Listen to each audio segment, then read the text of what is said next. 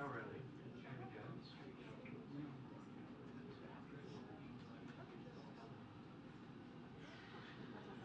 So that's it, it's Friday, is that right? This is huge. It's Friday. Four. Okay. Yeah, I do. I know it's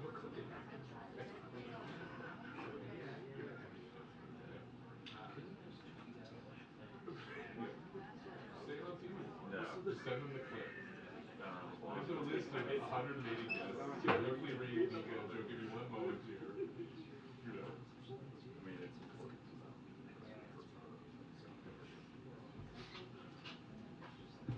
Good story on that, huh? So you were on that. Yeah. Alarm about. The thing. Right. I don't know why it came so young. Yeah.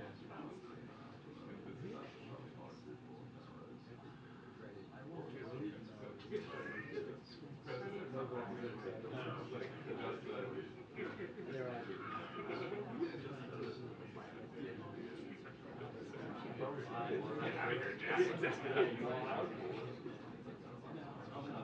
For the surplus. The surplus. He really knows who you're looking. Like an account to be. Well, that was interesting. It's just regarding the Right. yeah. Totally. Yeah. Somebody else is so kind of mysterious. Says every invite to every wedding without fear or favor. You know. Yeah.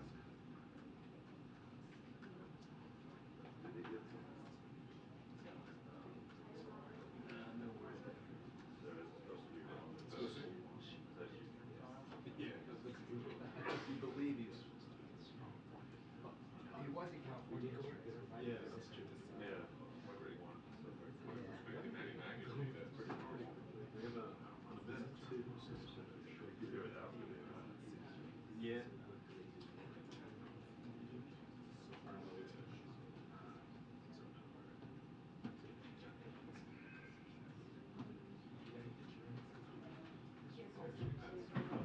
Is this particular reason? Maybe the. Yeah. Yeah, I guess so. Better have something go wrong between that birth order. Yeah.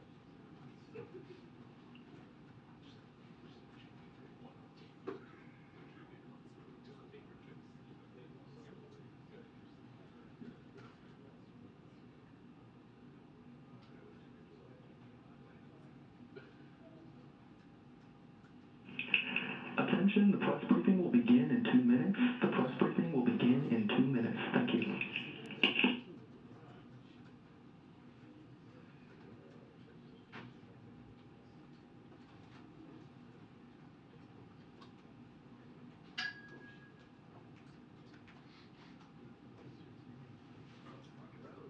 Yeah.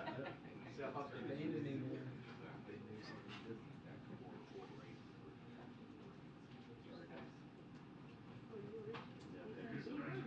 That's fine. We always stand up. I want to, yeah. I want to make a huge statement. Cool. Thank you. Hi. Oh, hey, how are you? Sebastian?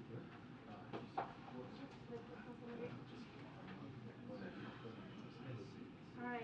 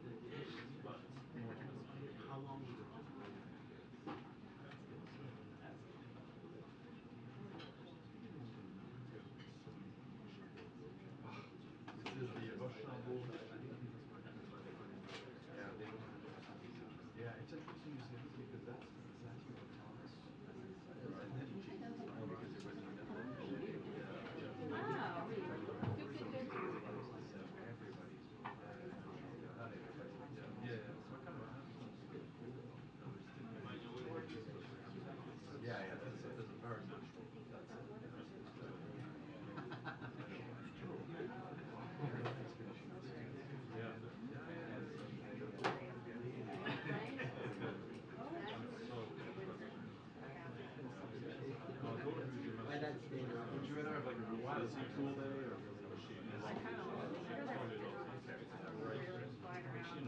Yeah, that's better than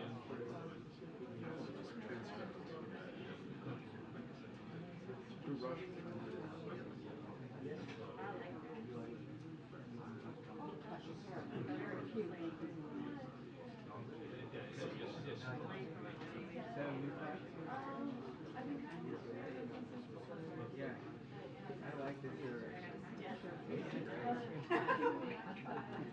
I don't know that anyone else could get away with it except just me.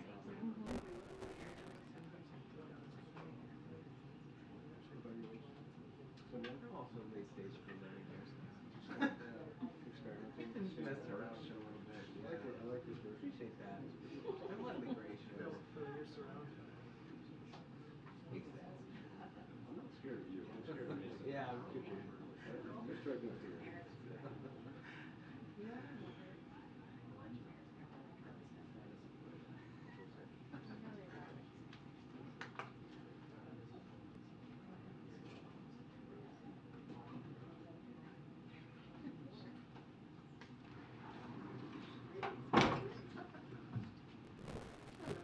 Hello, good afternoon, everybody. Happy Friday. I'm going to get right to it. Today we have John Kirby in the room, who's going to, from National Security Council, who's going to be talking about a couple of products and announcements from our national security space. So Kirby, the room is yours, and then I'll come back and take questions. Thanks, everybody. See you in a second. Afternoon, everybody. Today, I want to take a little bit of time to discuss some new actions that we are going to be taking to counter the Russian private military company known as Wagner, which is committing atrocities and human rights abuses in Ukraine and, of course, elsewhere around the world. But first, I want to be able to provide some additional information about Wagner's operations in Ukraine. Now, as his military continues to struggle in Ukraine, President Putin is increasingly turning to Wagner, which is owned by Yevgeny Prigozhin, for military support. We are seeing indications, including in intelligence, that tensions between Wagner and the Russian Ministry of Defense are increasing. Wagner is becoming a rival power center to the Russian military and other Russian ministries. Publicly, Prigozhin and his fighters have criticized Russian generals and defense officials for their performance on the battlefield. Prigozhin is trying to advance his own interest in Ukraine, and Wagner is making military decisions based largely on what they will generate for Prigozhin in terms of positive publicity. We continue to assess that Wagner currently has approximately 50,000 personnel deployed to Ukraine, including 10,000 contractors and 40,000 convicts. Our information indicates the Russian Defense Ministry has reservations about Wagner's recruitment methods. Despite this, we assess that it is likely that Wagner will continue to recruit right out of Russian prisons. Due to recent events, we assess that it is likely there are mounting tensions between Russian officials and Mr. Prigozhin. I also want to discuss a little bit North Korea's ongoing support for Russia's military operations against Ukraine by providing arms and ammunition to Wagner. In part, because of our sanctions and export controls, Russia is searching for arms from foreign countries, including through Wagner. In recent weeks, we have seen North Korean officials falsely deny that they have provided arms to Wagner. As we have said publicly, North Korea delivered infantry rockets and missiles into Russia for use by Wagner toward the end of last year. So today, we are releasing some imagery of this initial delivery. This imagery shows that on November 18th, 5 Russian rail cars traveled from Russia to North Korea. On the next day, November 19th, North Korea loaded those rail cars with shipping containers, and the train returned to Russia. Now, while we assess that the amount of material delivered to Wagner has not changed battlefield dynamics in Ukraine, we do expect that it will continue to receive North Korean weapon systems. We obviously condemn North Korea's actions, and we urge North Korea to cease these deliveries to Wagner immediately. And we are going further by taking action against Wagner itself. Last month, the Department of Commerce designated Wagner as a military end user, which means we expanded the entity listing of Wagner to ensure that it cannot access equipment anywhere in the world based on U.S. technology or production equipment. Today, we are announcing additional actions that we are taking to help Ukraine defend itself against Russian and Wagner forces. First, the Department of Treasury will be designating Wagner as a significant transnational criminal organization under Executive Order 13581 as amended. In coordination with this designation, we will also impose additional sanctions next week against Wagner and its support network across multiple continents. These actions recognize the transcontinental threat that Wagner poses, including through its ongoing pattern of serious criminal activity. With these actions, and there will be more to come, our message to any company that is considering providing support to Wagner is simply this. Wagner is a criminal organization that is committing widespread atrocities and human rights abuses, and we will work relentlessly to identify, disrupt, expose, and target those who are assisting Wagner. Second, as we have stated previously, the arms transfers from the DPRK are in direct violation of United Nations Security Council resolutions. So today, we shared information on these violations with the Security Council's DPRK Sanctions Committee panel of experts. We will continue to raise these violations at the Security Council alongside our allies and partners. And third, of course, and I think you saw Secretary Austin and Chairman Milley and Ramstein today at the 8th iteration of the Ukraine Defense Contact Group, we are continuing to provide Ukraine with the weapons and equipment that it needs to defend itself.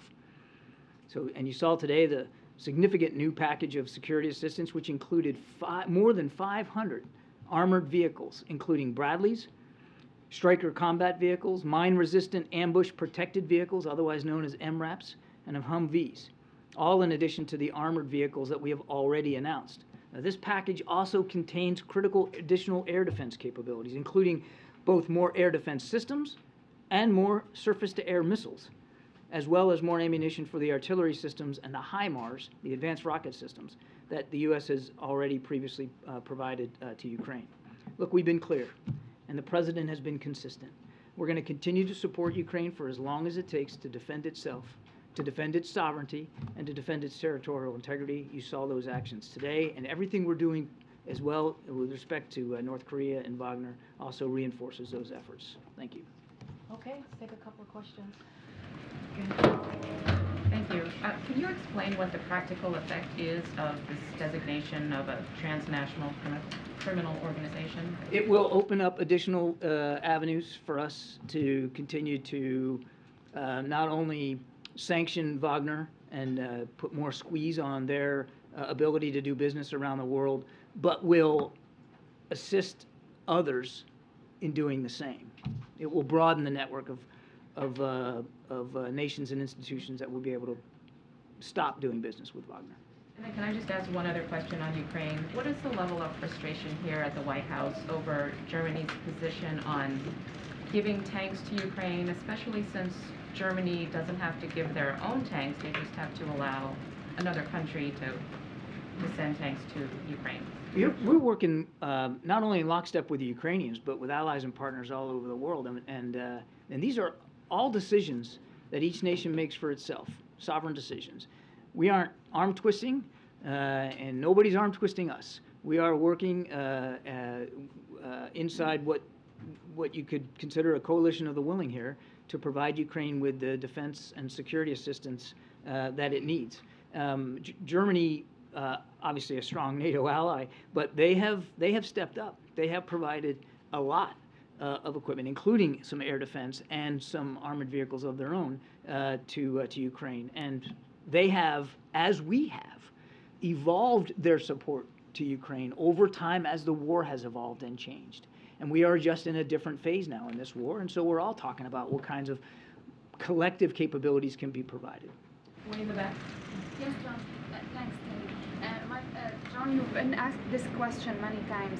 When you say you will continue to support Ukraine as long as they want, what do you mean by that?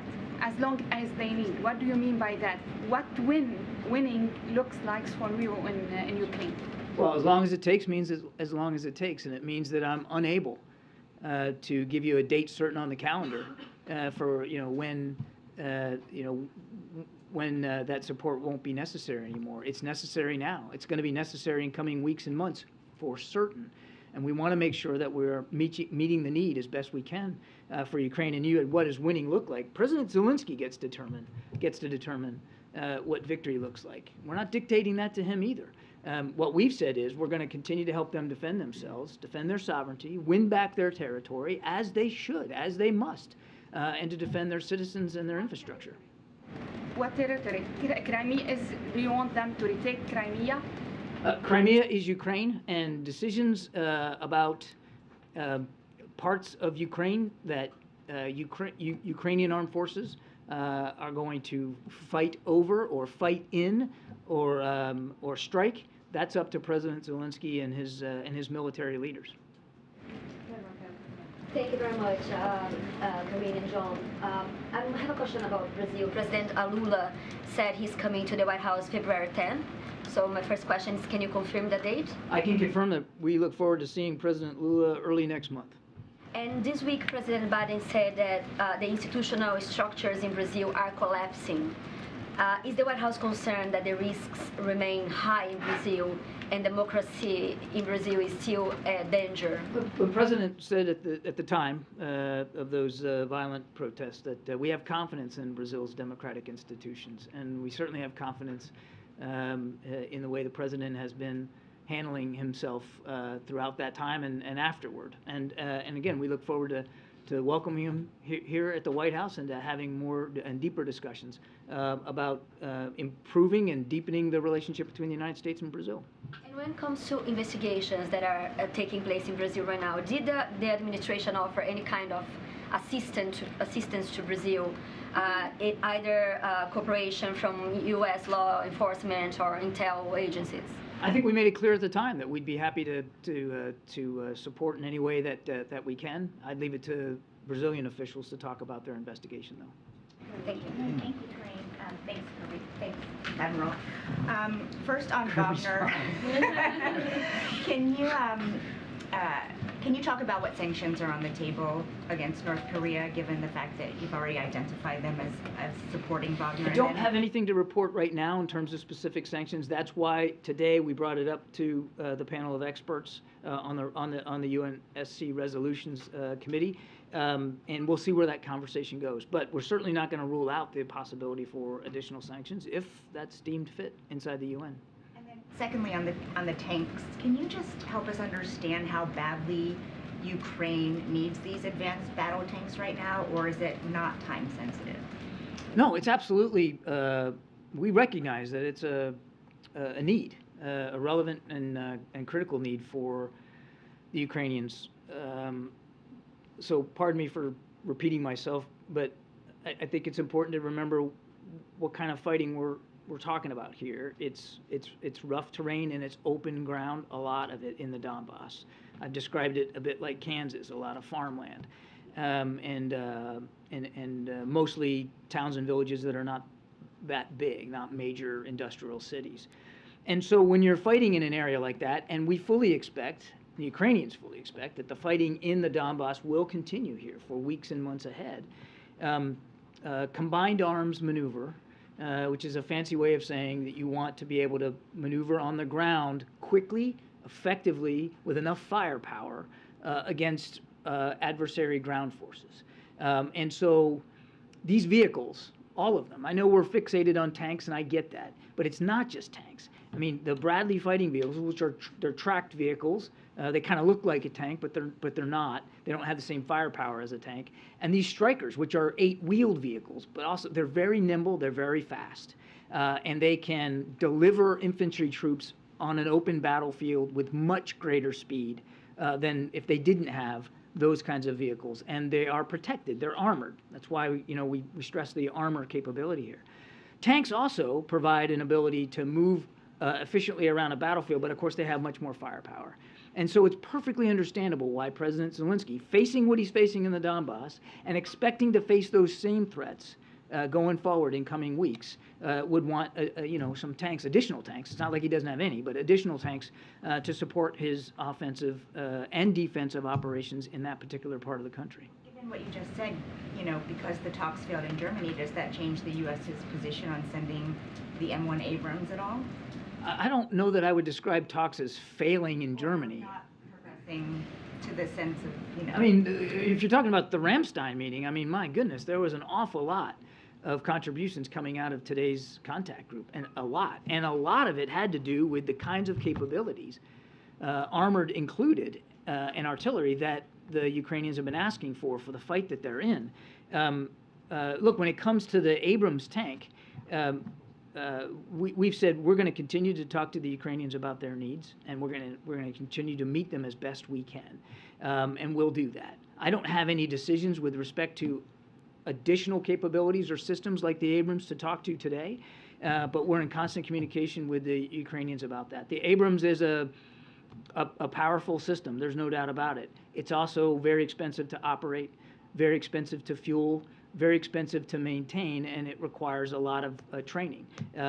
So there's a lot that goes into that when we are talking about what we're going to do to support Ukraine. Thank you. Thank you, Karine. John, I have two questions. First one on Wagner. What's your assessment on Wagner efficiency, success on the ground? Is Wagner better than the traditional Russian forces? Well, Wagner would have you believe that. If you listen to Mr. Prigozhin and read his press releases, he would have you believe that he alone is achieving all the military victory in Ukraine. I will say this: they have been largely responsible for and in command of efforts in Bakhmut, in that town north of Bakhmut called Soledar, both mining towns. Go figure. And that has caused, again, consternation with the Russian Defense Ministry. I will also say, and I've said this before, they have made incremental progress in both those areas. Now, we hold today that both towns are still contested. The Ukrainians haven't given them up. But there's no doubt that the Russians have made some incremental progress there. But they have done it at an extraordinary cost. And I'm not talking about Russian soldiers. I'm talking about Wagner convicts. I mean, greater than 90% of the thousands of casualties that Wagner alone, forget the Russian army for a minute, have sustained, have been convicts, have been ex-prisoners that they've just plucked out of jails and put into the fight with little or no training and no organizational capability whatsoever. So it has come at a cost. The last thing I'll say on this is, and I don't want to predict where it's going to go, but even if they are successful in Bakhmut or Soledar, it's not going to strategically change the dynamics on the battlefield. It's not going to set the Ukrainians back to a degree where they're all of a sudden on their back foot and they're losing. Now, obviously, the Ukrainians don't want to give up either town, and who could blame them? They're Ukrainian towns. They should be fighting for them, and we're trying to help them do that. But I think we need to keep in perspective what significance there may be, or in this case may not be, to either town falling. They are both mining towns, gypsum in Bakhmut and salt up in Soledar, and we think that also has a role to play in why Mr. Prigozhin is so adamant on pouring, just literally throwing bodies into a meat grinder to get these two towns. It's very much in keeping with his modus operandi in places like Africa, where he's going after, mining rights and mining capabilities. Question on Haiti. Any progress on the internationally respected forces on the ground? Any discussion further with Canada after the?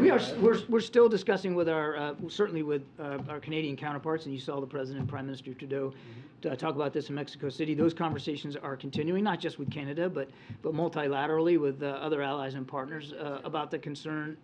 Sorry. Brazil too. I don't have a list of all the countries we're talking to, but clearly we're talking to other allies and partners about the situation in Haiti. We're looking for additional ways to hold to account the criminal organizations, the thugs, the gangs that continue to propagate violence and instability there in Haiti. But I don't have anything specific with a multinational force to speak to today. Those conversations are ongoing. We have to wrap it up. Go ahead, James, in the back of the room. Karine, thank you. Admiral, thank you. I have two questions about the Middle East. The first is focused on U.S.-Saudi relations. The decision on production levels by OPEC Plus that so incensed the administration was announced on October 5. That prompted the administration to vow that there would be a recalibration of the U.S.-Saudi relationship, and as a feature of that, that some kind of adverse consequences would be imposed on the Saudis. We are now closing in on February. It seems to me that whatever consultations the administration would have wanted to pursue internally and with members of Congress on the Hill have had ample time to unfold at this point, and no such consequences have been announced. Do you want the Saudis to understand that there will be no consequences? I beg to differ, James. I mean, you saw shortly after that decision that Congress even put more restrictions on arms sales to Saudi Arabia. So there's already been, just in terms of arms sales, an effect on Saudi Arabia. And the discussions continue. We didn't say we were going to do some sort of homework assignment and get back to you in 2 weeks. We said we were going to continue to look at this relationship to make sure that it's best serving the American people and our national security interests, and the president's going to keep doing that. That said, and I've said this many times before, Saudi Arabia is a strategic partner. It's an important relationship for both our countries, and so we have to be mindful of the shared interest and common security challenges that we both face. On Iran, can you attest that since President Biden took office, Iran has not diminished its breakout time? I'm not going to talk about intelligence matters that I am not allowed to talk about here at the podium with respect to specific breakout time for the Iranians. What I can tell you, James, is that we continue to believe that their breakout time is shortening because there's no deal in place. The president's been clear that we are not going to allow Iran to achieve a nuclear weapons capability. He's serious about that. So you're telling us that absent a renewed JCPOA, you have no options for keeping their breakout time where it was? That is not what I'm saying at all. I said the president said we're going to make sure that Iran cannot achieve a nuclear weapons capability. We're not focused on the Iran deal right now. Iran decided that they weren't going to take the negotiations seriously and instead decided to brutalize their own people and to support Russia's war in Ukraine. And so that's where our focus is. But we also have to make sure that we have all the capabilities and resources available to us in the region and beyond to defend our national security interests. That's what the president said. That's what we're focused on. Thank you. There has been said that it's changed an American citizen that they say was suspected of gathering biological intelligence. It's been a day now. Has the administration been able to make contact, been in touch? Anything you can say about that? I don't have an update for you on that. Let me take the question and see if we can get you something. I don't have an update for you. Can I ask you one more Russia-related question? The Coast Guard yesterday off Hawaii said that they were keeping track of a Russian sort of spy ship, intelligence gathering ship. At what point does that concern you? At what point is that so unusual that we need to figure out exactly what they're doing? It's not unusual. I mean, obviously, we're mindful of it, and we're going to continue to monitor. I think you saw our commanders out in the Pacific talk about that. We'll obviously monitor that, but it is not completely atypical behavior for the Russians. And, you know, the fact that we see it, we talked about it, we know they're there, I think tells you that we take it seriously. Seriously, but not concerned. I didn't say that at all. I mean, of course we take it seriously. I mean, we understand that the Russians are going to try to collect intelligence through a variety of different means. That's not new. What I'm saying is it's not a completely new phenomenon. It's not something we haven't seen before, and we know how to treat it. We know how to deal with it. Jeff, last question. Thanks very much. Two questions, John. First, on the North Korea aspect, how do you judge where they're getting money to help Russia if it's a country that reports show is having trouble feeding its own citizens? Yeah, not every country that should observes the sanctions regime. So they are still able to trade with countries like Russia and with China. Obviously that's a whole different set of problems, but they are able to skirt sanctions to continue to funnel money into their economy. But let's keep it in perspective, Jeff. This is not a burgeoning economy. This is not a country that is wealthy by any stretch or is necessarily viable and flexible in the global economy. And one follow-up on Darlene and Weeja's questioning. What does Germany, from your perspective, need to hear now, either from the United States or from the rest of the NATO allies before giving a green light to those Leopard tanks? I don't think they need to hear anything specific from the United States other than what we've been saying, Jeff, which is that these are sovereign decisions. We respect them. We welcome them. We do believe that there is a need for armored capability, including tanks inside Ukraine. And the Leopard tank is a terrific system. Very, very modern, very effective. And so I think we've been nothing but clear, privately and publicly, with Germany and all our allies and partners, that if you can meet a need that the Ukrainians have, then we obviously want to see you do that. And again, I point you back to today in Ramstein. I mean, so many nations showed up to contribute and to offer additional capabilities, including in the armored space to Ukraine. So I mean, I think again we've been very consistent on this. Guys, we don't have a lot of time, so thank you so much, John. Have a good weekend. All right, happy 2-year anniversary to us. Anyway, all right, today marks 2 years since President Biden and Vice President Harris were sworn in to office, as you all know. In the past 2 years, we have seen significant economic growth, and President Biden built the most historic legislative record since the Johnson administration. In fact, over the last 24 months, nearly 11 million jobs have been created, including 750,000 manufacturing jobs.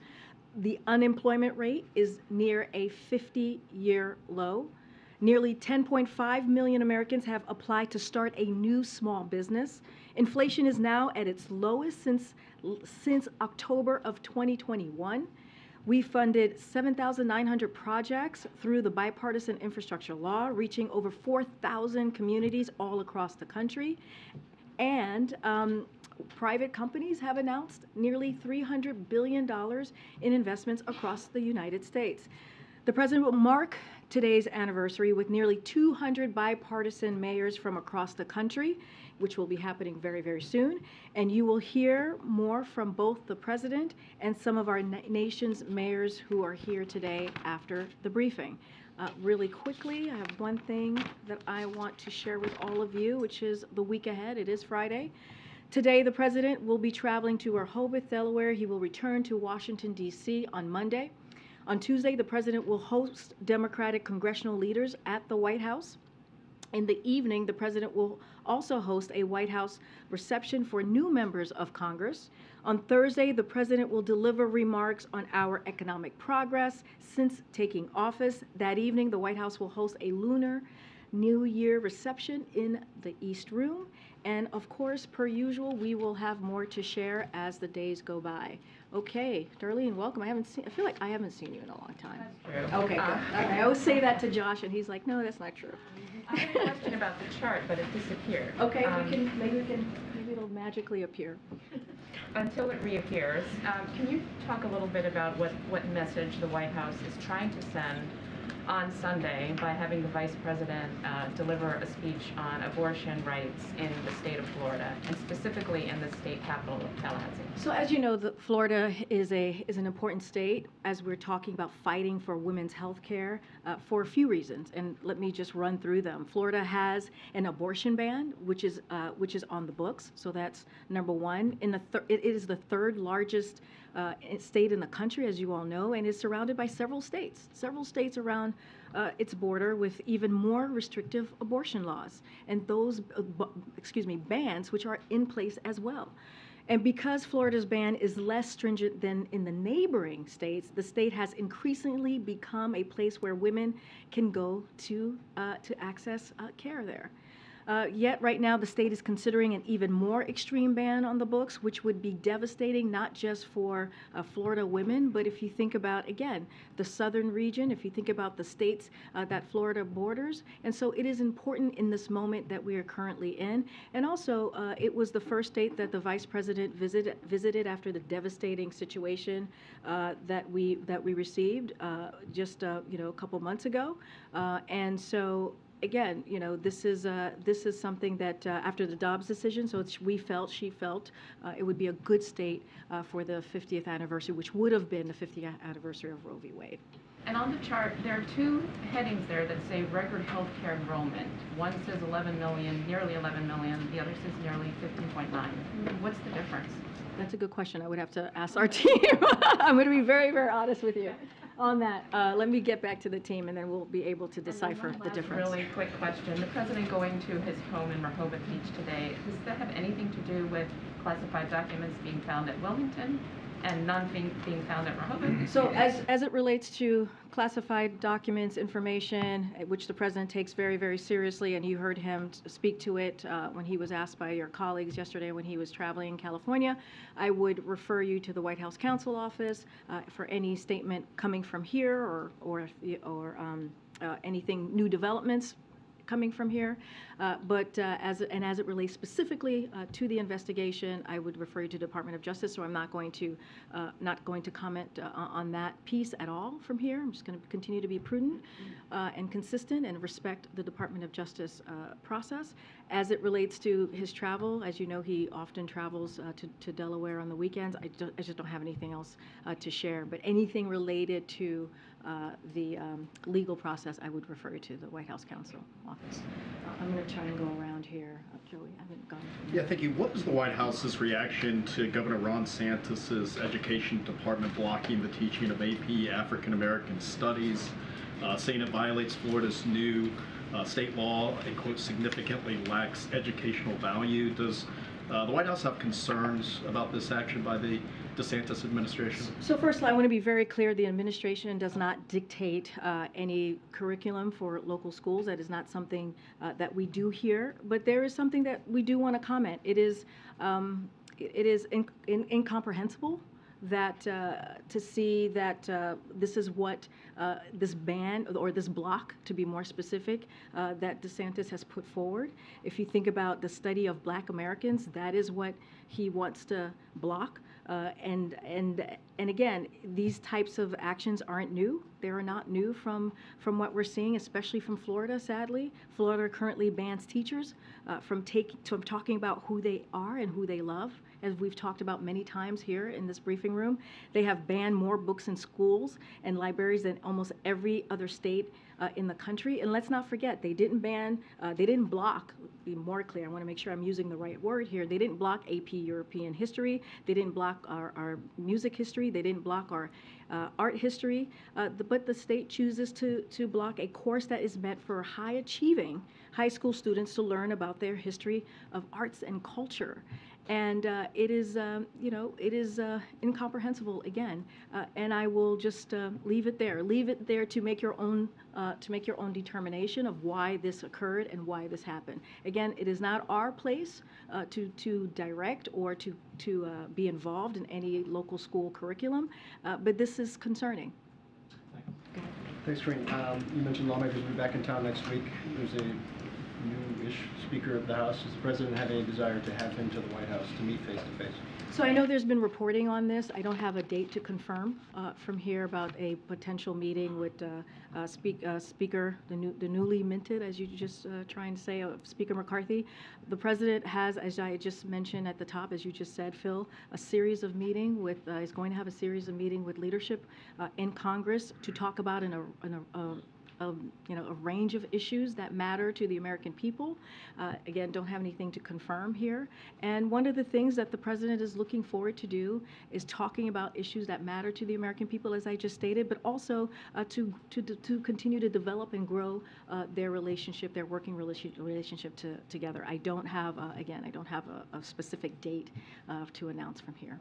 Just for clarity's sake, when a meeting happens with the Speaker, if the Speaker brings up the debt limit, would the President reiterate the position that you guys have been firm on? Well, I'll say this. Look, it's a range of issues, and I just said the President has been very clear about where we stand on the position of default.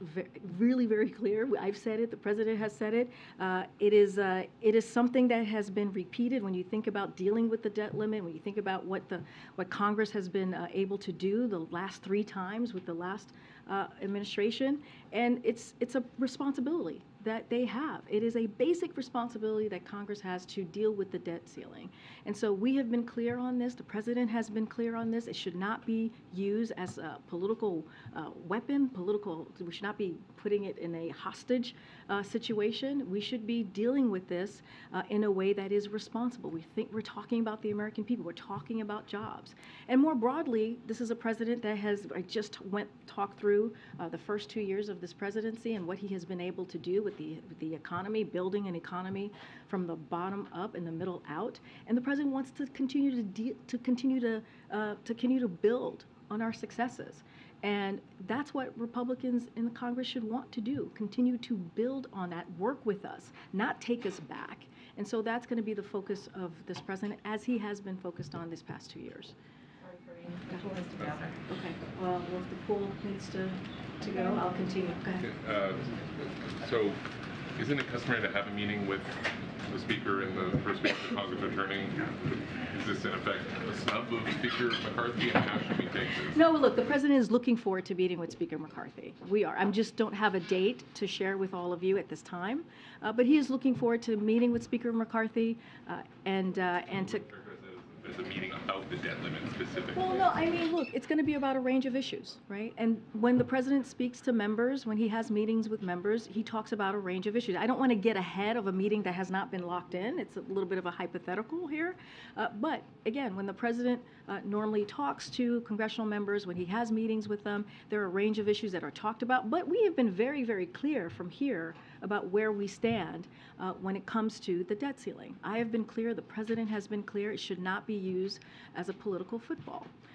But again, he's looking forward to meeting with the Speaker and continue to build on that relationship. Does the president have a view on whether it should be suspended or whether it should be increased? Trump 3 times was suspended and snapped back in. Look, we think that Congress should deal with this in a bipartisan fashion, as they have about 78 times in the past. This is something that Congress has done. It is their basic responsibility as a congressional member, and that's what we want to see. Anything else about the specifics, that's up to Congress. But this is something that needs to be dealt with. We're talking about jobs, right? We're talking about seniors. You know, we're talking about veterans. Right? We're talking about real-life potential issues that could affect Americans across the country. So it should not be used in a way to hold the debt ceiling in hostage, right? Because they want to cut Social Security, right? Because Republicans, MAGA Republicans in the House, want to cut Social Security, or they want to cut Medicare. That should not be where we are right now. We should not be moving forward in conversations about the debt ceiling in that way. They should be dealing with it. Okay.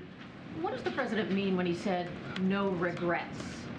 Because he's also said he takes very seriously the handling of classified documents. So I'm unclear what he means about no regrets. So I'm not going to comment further from what the president has said yesterday. I think he laid out his thoughts. He was asked about it. He laid out his thoughts of whatever question he was asked. I'm not going to get into specifics, or I'm not going to go beyond what the president has said. But I will reiterate from here and basically what he said to all of you many times at this point, that he does indeed take classified information and seriously. He does indeed take classified documents seriously. I'm just not going to go beyond that. I would refer you to the White House counsel's office for any specifics on the president's comments or how the process is moving forward. Can you just shed light on was he referring to sort of the rollout of the information, or about the timeline, or I'm just unclear about what he's not regretting. And Kelly O, I totally understand the question. I totally understand why you may want clarity here, but I'm going to be prudent. I'm going to be consistent here. I'm not going to comment on the ongoing process, the legal process from here. I will just let the president's words stand for itself. I'm going to go around here. Go ahead. Thanks. Quickly, do you have any update on the president getting a physical? He hasn't had one in a year. I don't know if he intends to get one. Yeah, I've spoken to this a couple of times. He will have one by the time the end of this month is out. And so we will do the same that we did the last time. And back in 2021, where we provide with full transparency his medical physical. And so again, we're going to do the same thing. We're going to be transparent. We will share the information. We will have more to share about that before the month is over. And then I also wanted to ask, without speaking about the investigation or the special counsel specifically, if you could walk us through a little bit of what the process in general is supposed to be when classified documents are improperly found, and if the White House has any role in those circumstances, if they refer anything to the Office of Director of National Intelligence, or sort of what that process should be. Again, sort of not necessarily referencing the current situation, but just in general. I hear the question. It's been asked to me many different ways, many different times. I'm trying yet another. And I appreciate the effort. Again, I am going to refer you on the particulars of the process and how it goes down and how it works. I'm going to refer you to the White House Counsel office, my colleagues there. They will be happy to engage with you and listen to your question and answer it the best that they can. I am just not going to be speaking it from here, and my colleagues who have already been engaging with many of your colleagues and probably you over the last 2 weeks, I'll let them take care of that. Okay. Yeah, thanks, Karine. Could you just speak a little bit more about why is it Vice President Harris who's going to be giving the speech, in particular her, on Sunday? And does the President have a message for the people at the right, the March for Life march? Sure. So as you know, the March for Life march happens every year. And so we support peaceful, free, even when we disagree with it. Clearly, it is not an issue in their point of view. We do not agree with. Look, because the president believes that it is critical. It is a critical pillar of democracy to do that in a peaceful way, to march. And so, of course, we support that. But that said, we want to make sure that we continue to underscore the ongoing attacks on women's rights to make their own health care decision. This is something that the Biden-Harris administration has taken very seriously. This is something that you have heard us take action, executive action on. And this is an issue that we're going to continue to ask Congress to make sure that they take actions on this as well as we go into the next couple of days into what would have been the 50th anniversary of Roe v. Wade. So this is an important issue, a critical issue. Let's not forget during the midterms, voters made themselves very clear. They want us to make sure here in Congress and at the White House and the federal government that we protect our people's rights. And they want to see that. And so that is how we see the March for Life. Again, we support peaceful speech, free of speech, peaceful march, even though we don't agree with their particular policy or issue. The Vice President, why is she doing the speech? Give me 1 second. If anybody wants to go and cover the president, you're free to do so. Do not feel, if you're confirmed. That's right. No. Yeah, I know if folks have been registered and confirmed to go, please feel free.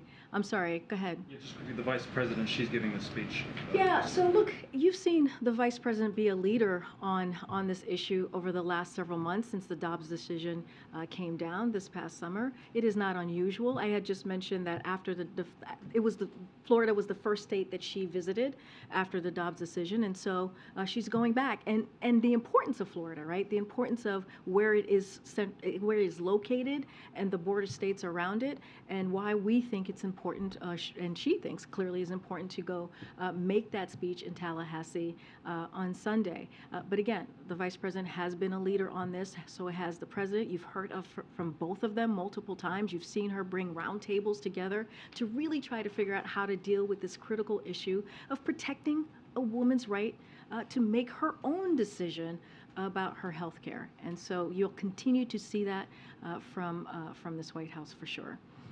Okay, I'm going to go ahead. Thanks, Karine. Yesterday, the former president, President Trump, called for the jailing of a pair of reporters from Politico who published that lead Supreme Court opinion last year, as well as the editor who supervised them and the publisher of Politico. And I know there was a White House statement that went out earlier today, but I was hoping you could weigh in a little further on how the president feels about that sort of talk and his commitment to press freedom. I can tell you that the president believes the freedom of press is part of the bedrock of our American democracy. That is something that he truly believes, and that we should be, continue to fight for. And calling for egregious abuses of power in order to suppress the constitutional rights of reporters is an insult. It is a complete insult to the rule of law and undermines fundamental American values and traditions. So instead, it's the responsibility of all leaders to protect First Amendment rights, and that's what the president believes, and that's what he's going to continue to do to make sure that we protect those rights.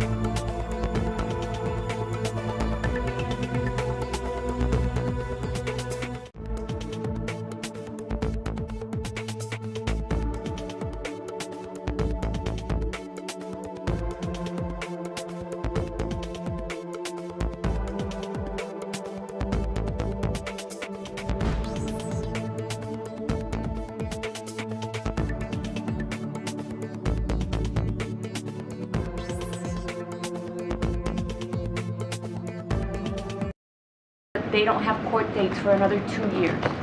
So a couple of things. I'm not sure what executive action. I think I was talking about. I may have been talking about something else. I'm not quite sure. Okay. I'm talking about unilateral right. You're talking about. So look, the parole program that the President Biden announced is, because I know that's usually how this question is connected to, is limited to individuals who are seeking to enter the United States in a legal, orderly manner. The folks who got here before the program was announced remain in immigration enforcement procedures under Title VIII. If an immigration judge determines they have a legal basis to stay in the country, they can. If they don't, they will be subjected to removal as required by law. Of course, since day one, the president has taken this issue very seriously. That's why he put forth a comprehensive immigration reform. And to fix the system that we currently have. And so that's why he continues to ask. He continues to ask Congress to take action. He continues to talk to and ask Republicans, instead of doing political stunts like we have seen them do over and over again, to actually come to the table and deal with this issue. This is a president who has done more on this issue than any other president. When you think about the record funding that he's been able to put forth, and also trying to figure out multiple ways to deal with immigration, to deal with people who want to come in and come through a legal process. He's offered many avenues to do that.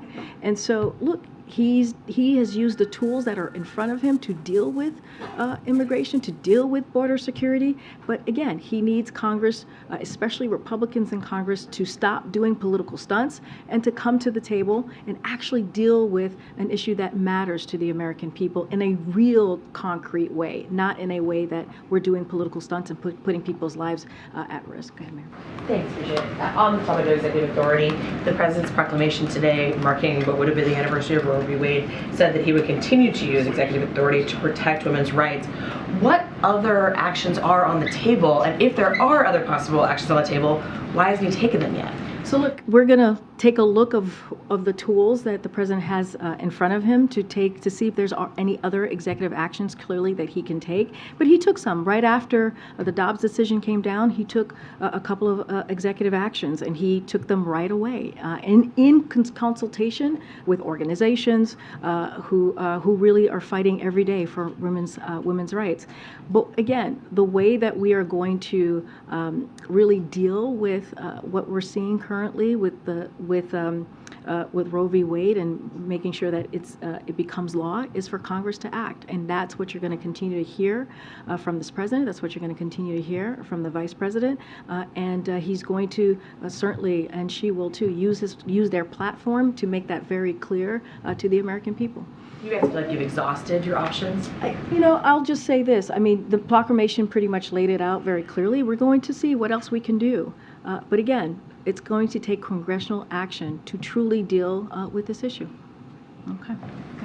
Does the president have any concern about the number of job cuts that are happening in the tech sector? Alphabet announced, it's Google's parent company, obviously announced 12,000 job cuts today, follows Microsoft earlier this week, following several thousand from last year as well. Is this something the president is concerned about? So of course we watch very closely when we hear these types of reports of Americans losing jobs. That is something that the president is certainly aware of and watching, and clearly his team.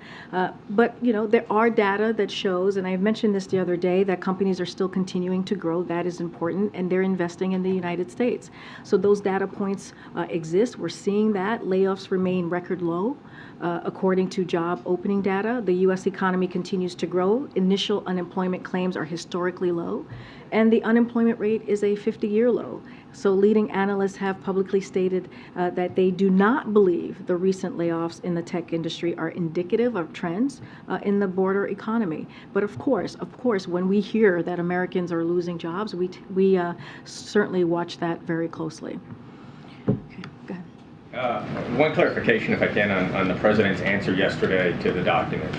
He said in that answer that he is doing everything that attorneys are asking him to do, so it was protocol and everything.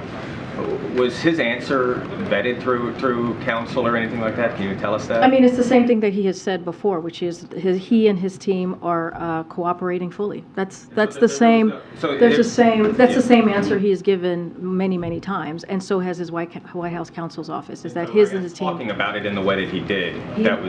Again, that's nothing new. He has said that before. But again, I'm not going to parse the words of the president. It is, you heard him say what he gave his remarks and make his statement. I'm just not going to dive into that. And then on the meeting on Tuesday with Democratic members, can you sort of characterize what that meeting is? Is it sort of a temperature taking as agendas and priorities are set for the upcoming State of the Union speech? Well, look, I mean, it is part of the new Congress, right? New leadership with the new Congress is an opportunity, clearly ahead of the State of the Union, to connect and continue to grow the relationships that he has with leadership. And they're going to talk about a range of issues. It is not uncommon. I think somebody just pointed that to me. I think it was Josh who said, how common it is for the president to meet with leadership at this time. So again, we're doing what the president believes is important as he tries to deliver for the American people, to try and do that bipartisanship that he talked about right after the midterms, because that we understand that's what the American people want to see, and so that's what you're going to see next week with the president. Go ahead, Steve. Thanks. Back on what you said in your answer to Josh about the debt ceiling and the question of entitlements. The Nonpartisan Committee for a Responsible Federal Budget said in the fall that what the president was arguing in the lead up to the midterms was that Republicans would cut Social Security, cut Medicare, but that the president was not offering his own specific plan for how to ensure the stability of those programs. There were a few sentences on the campaign website 3 years ago. Does the president have a plan to ensure that Social Security and Medicare will remain solvent in the future? This is now the halfway point of this administration. The president's plan is that he's going to protect Social Security, he's going to protect Medicare, and what he is saying very clearly here, and we have said this, you heard us, as you mentioned, you heard us say it during the fall, is that we're going to continue to call out Republicans who are threatening. They are threatening to force cuts on Social Security, on Medicare, and critical programs that benefits everyday Americans because they want to play this political gamesmanship. And that is something that we are going to call out. As it relates to the debt ceiling, this is something that should be done in a bipartisan way. That's what the president believes. That's what he has been saying very, very clearly. We should not put on the chopping blocks the very programs that matter to American people. Let's not forget, they've already paid in to those programs. Social Security, Medicare, Medicaid. This is something that Americans have paid into, and Republicans want to cut that. So I guess my question, though, is, what they say is that Medicare in 3 to 5 years will not be able to meet all of its obligations. Social Security, 12 years. Will not be able to meet all of its obligations. The president's been president for 2 years. He hopes to be president for 6 more years. When is he going to lay out a specific plan? Will we hear it at the State of the Union? Will it come in 2023? What we're saying is, and I just said this, these are programs that the American people pay into. These are programs that are veterans, that are seniors, right? Americans across the country really value and need. And when you have these MAGA Republicans in the House who are saying they're going to hold the debt ceiling unless those things are cut, that is a problem. That is not how this works. I mentioned 78 times that the debt ceiling has been dealt with. 3 times in the last administration. So we should not be doing this with conditions. It should be done without conditions, and we should not be negotiating around it. And let me just give you a couple of validators, because I think it's important. This came from Leader McConnell, who said America must never default on its debt. It's never has and never will. Neil Bradley, who I think I talked about a little bit from Chamber of Commerce a couple days ago, you're talking about wiping out the very underpinnings of the U.S. economy. I mean, that is what they're trying to do. They're trying to hold programs that are critical and important, again, to our veterans, to our seniors, because they're trying to play political games. And that is the thing that the president's going to continue to call out against. Go ahead, Alicia. Oh, he is? I'm so sorry, guys. The president's about to speak. I can't step on the president. Thank you, everybody. Have a great weekend. Are you still fit for this job? With your performance last week, are you still fit for the job of president? Happy Friday. Happy Friday, guys. So we can't get it on the screen? No, I just thought. Yeah.